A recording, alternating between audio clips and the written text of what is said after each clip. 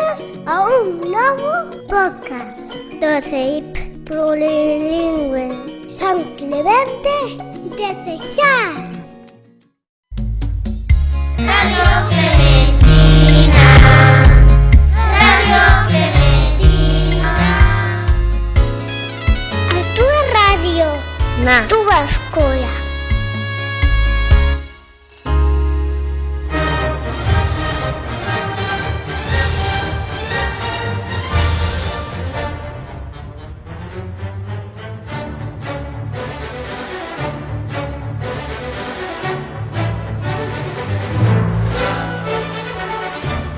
Bo día, clementinos e clementinas.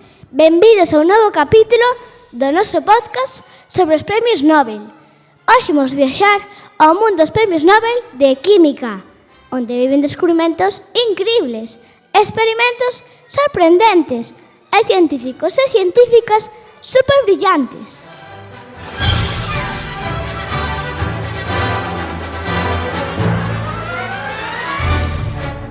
Sabíades que hai persoas que descubriron medicinas que salvan vidas? Materiais máis fortes que o aceiro? Ou formas de ver o invisible dentro das nosas células? Pois por iso, moitos deles gañaron o Premio Nobel de Química.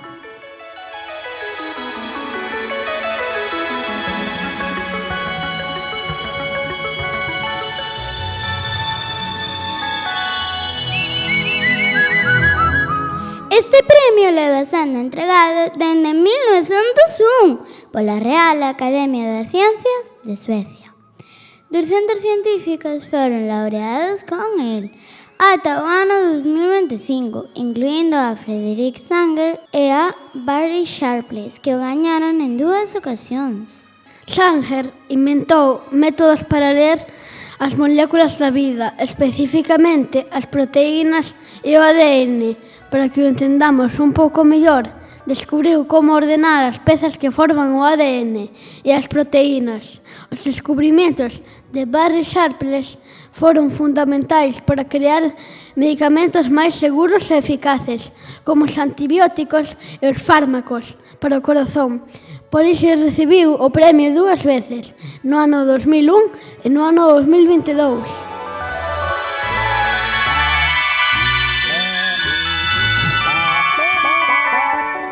Como dato curioso, só 8 mulleres recibiron este premio. Sí, tan só 8. Non crees que teremos que facer algo, Abril?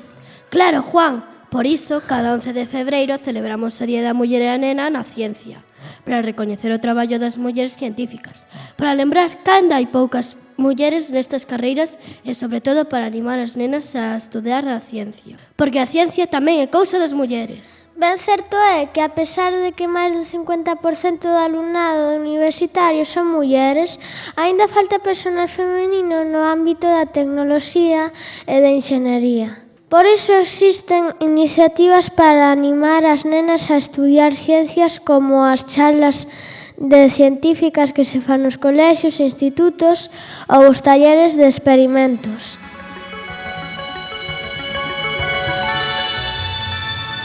Sabedes que foi a primeira muller a recibir o Premio Nobel de Química? Foi Marie Curie, a muller da que falamos no anterior capítulo da nosa serie de podcast. Curie recibiu o Premio Nobel de Física no ano 1903 e de Química no ano 1911 para descubrir e estudar novos elementos químicos como o polenio e o radio. No tanto, foi a única persoa en recibir un Nobel en 2 categorías distintas, Física e Química. Como dato curioso, sabedes que esta muller non quixo patentar o radio? Fixo para que outros científicos puderan investigar libremente e axudar a medicina. Na familia de Marie Curie todos eran uns recoñecidos científicos. A súa filla, Irene Joliot Curie, tamén gañou o Premio Nobel de Química xunto co seu home no ano 1935. Descubriron a radioactividade artificial, demostrando que se podían crear elementos radioactivos nun laboratorio, feito moi importante para a investigación científica.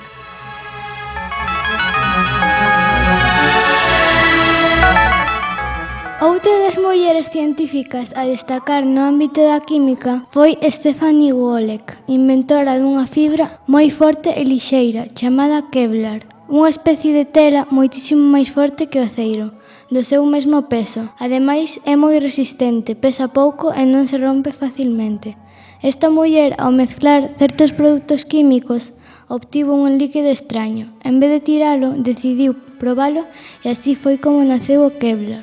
Sabedes para que se utilizaba? Para facer chalecos antibalas, cascos de protección, pezas de coches e de avións, guantes resistentes ao corte ou mesmo neumáticos de bicicleta. Hoxe en día, esta fibra protexe a vida de moitas persoas. Frances Arnold é unha científica estadounidense moi famosa porque gracias ao seu traballo hoxe podemos fabricar combustibles máis limpos, crear medicamentos, producir produtos químicos de forma máis ecolóxica ou contaminar menos o planeta.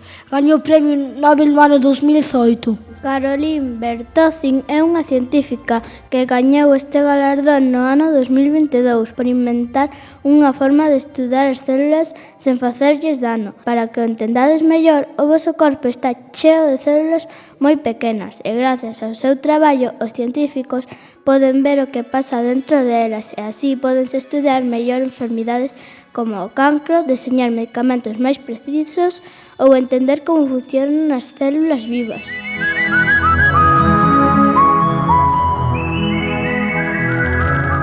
No ano 2025, o Premio Nobel de Química foi para 3 científicos, Susumu Kitagawa, Yichai Jobson e Omai Yagi, inventores de esponxas microscópicas que poden axudar moito ao medio ambiente, limpando a contaminación da atmósfera ou obtendo auga do aire en lugares secos.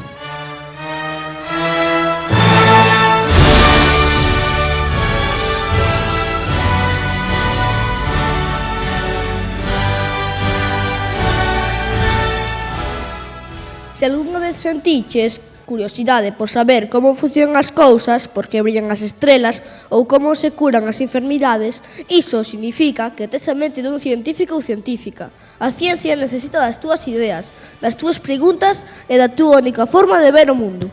E lembra que a ciencia está en todas as partes, na túa cociña, na natureza, nos medicamentos que nos coidan. E quizáis hoxe é sointe deste podcast, pero quen sabe, ao mellor ti és o próximo ou próxima Nobel do futuro. E ata aquí o capítulo de hoxe. Moitas grazas pola vosa atención. E non vos perdades o seguinte capítulo da nosa serie O Nobel do Mes, aquí en Radio Clementina, a túa radio na túa escola.